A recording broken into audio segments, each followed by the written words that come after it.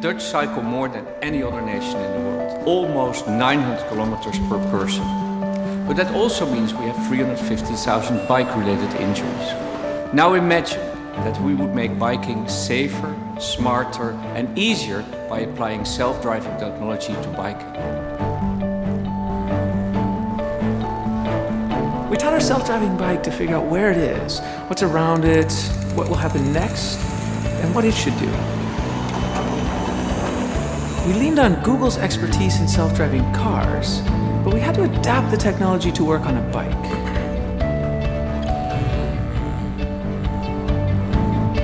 We decided to add 2 additional features. First, you can request the bike to pick you up wherever you are, and we developed a comfort mode, adjusting the pedals to a perfect resting position. I think the self-riding bike could really give a boost to the economy because people could also work on their bicycle. You work in your office, you work in your home, you work in your car. You could even work on your bike. I have so much more time. My kids love it. They're just free. They can go anywhere they want, anytime they want. It's amazing. At the Fietsersbond, we feel that this is the biggest invention since the invention of the bicycle itself. At Google, we always put our users first. With the launch of this bike, we believe we do that again.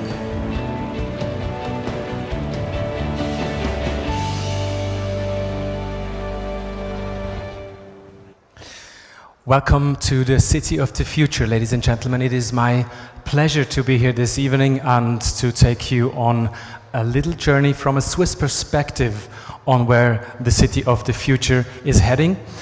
One element you have seen in this little introduction movie made by Google themselves, it shows that technology is supposed to increase efficiency, convenience and also sustainability if we live and move into the city of the future. Now, of course, it was with a little joke because it was presented on April 1st, so you shouldn't expect self-driving bikes anytime soon. But what concerns the actual direction of technology leading to a smart city, I think the movie exactly shows where the expectations on how we build urban areas in the future quite directly. Currently, we're moving into the age of smart infrastructure driven by different technological approaches, from drones that help us getting a better understanding and making city planning much easier. We have some crazy ideas from the Silicon Valley about new transport systems using tunnels rather than roads with very obvious advantages. We're thinking about electric smart grids that use electricity and energy in a sustainable way, and of course smart systems that help us guide through the city of the future.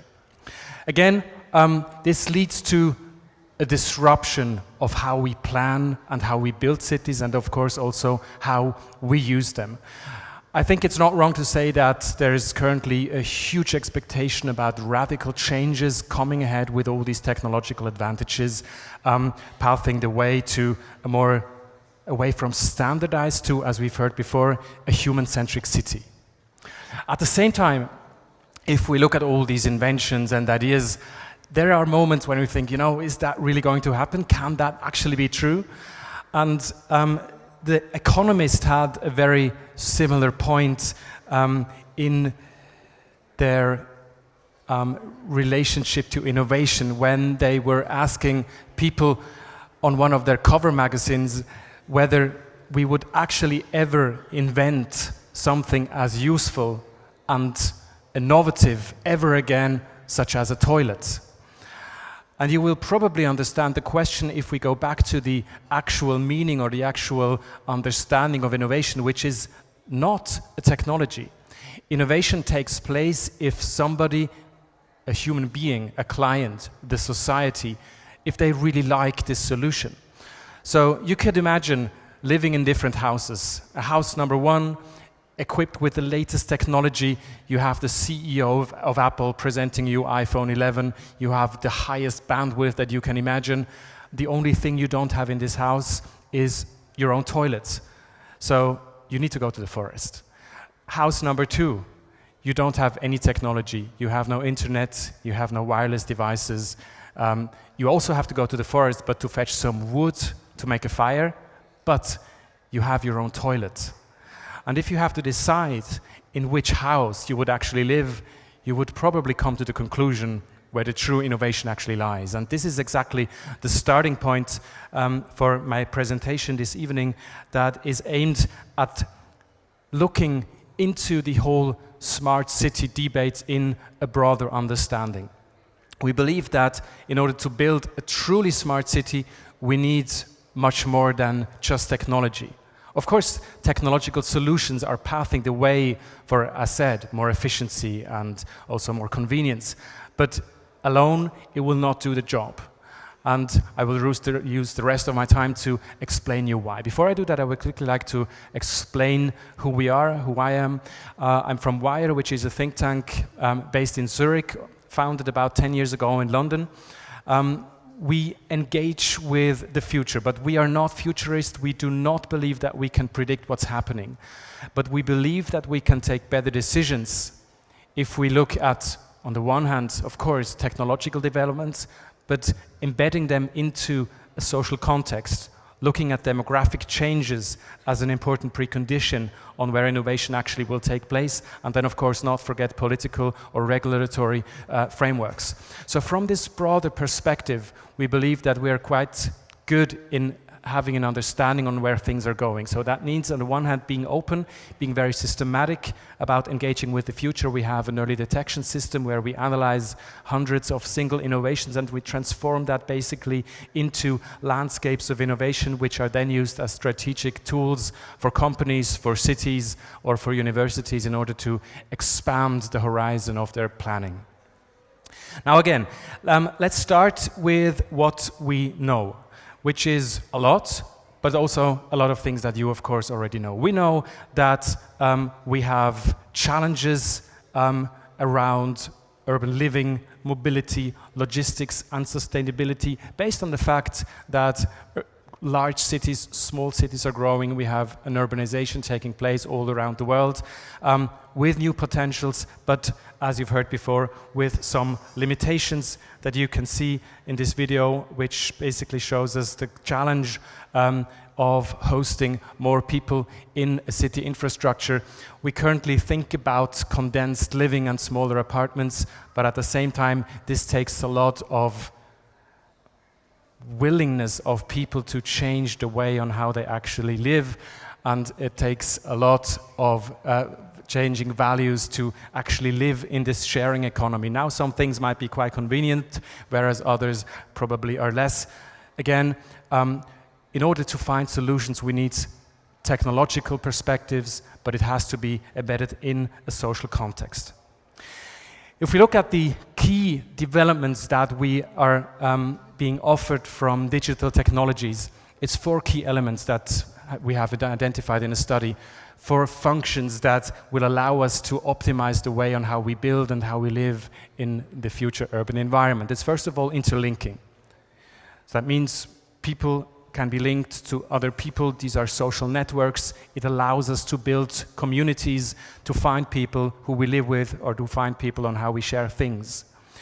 It's also interconnecting infrastructure with other elements of infrastructure, the so-called Internet of Things. It's not only people communicating, it's more and more gadgets, tools, houses, locks, fridges that are talking to each other with the goal of increasing the quality of life, increasing sustainability. We can virtualize, so meaning we don't necessarily need to travel with cars through cities and being stuck in traffic. We could also have met in a virtual environment. For many reasons, you all came here in physical shape, but still a lot of possibilities that we can use, where we can use virtualizing technologies to plan and to live in cities.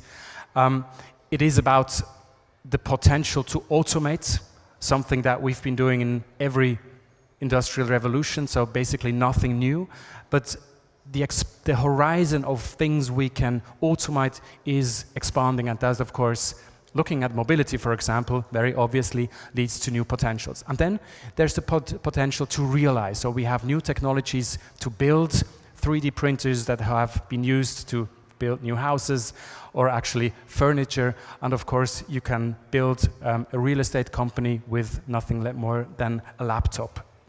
Now, from the early detection system I've mentioned before, there are different solutions that I can quickly show you, things we're looking at that actually show that there's a huge potential that changes the way on how we build. On the left hand, you find an innovation by a very large company, ThyssenKrupp, which have developed a new type of elevator. It's something like a paternoster, which actually can go in 3 dimensions.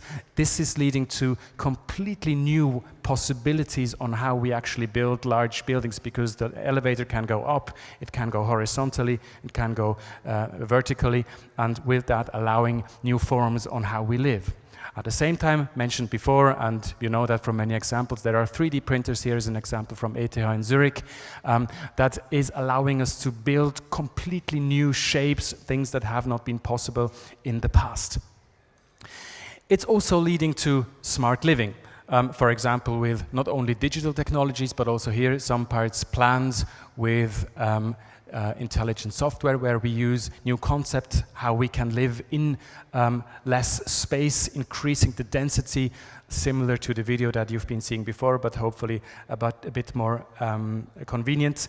Then, of course, other technologies that help us to have a much easier life. For example, a rendering of a robot that once in the future could be used, that help you to prepare the food you like best, and at the same time not standing in the kitchen, but actually spend time with your friends or with your children.